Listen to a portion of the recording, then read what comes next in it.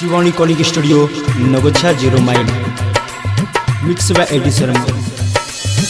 हमरा से नियन दूल्हा जन कोई हमरा से नियन दूल्हा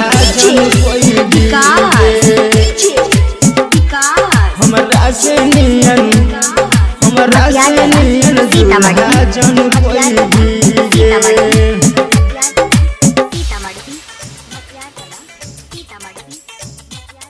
हमरा छोड़ के जय भीते हम भोल न पोईबी गे। हमरा छोड़ के जय भीते हम भोल न पोईबी गे।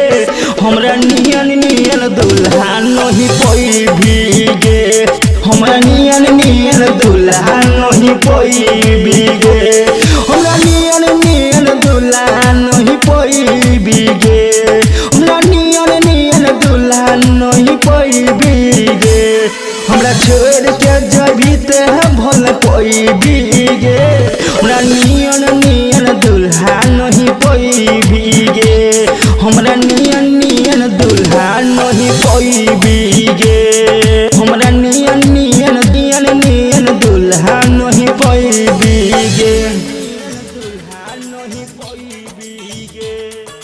डीजे विकास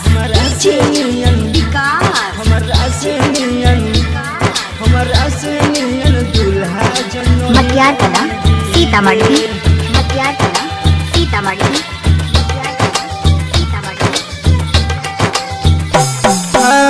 तोरे खातिर जन दुनिया से लड़लियो।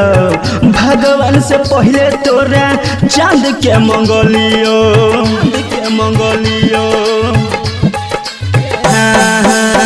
तोरे खातिर जन दुनिया से लड़लियो। भगवान से पहले तोरा चांद के मंगलियो। मुँह मोड़ के जइबी हम ते जहर खा के मरबोगे। तोहरे याद में जानो अगिया में जड़बोगे। हमरा छोड़ के जइबी ते भोल न पोईबे गे। हमरा छोड़ के जइबे ते भोल न पोईबे गे। हमरा नियन दूल्हा नहीं पोईबे गे। हमरा नियन दूल्हा नहीं पोईबे गे।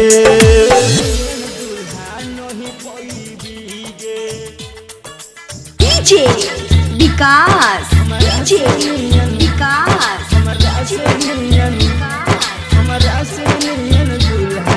मटियारकला सीतामढ़ी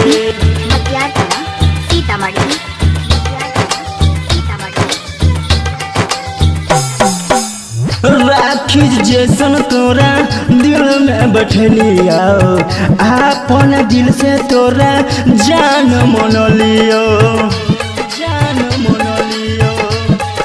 हाँ, राखी जना तोरा दिल से मन लियो।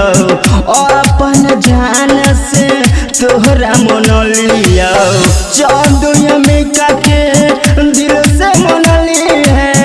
राइटर रामाशीष के याद बड़ी करनी है।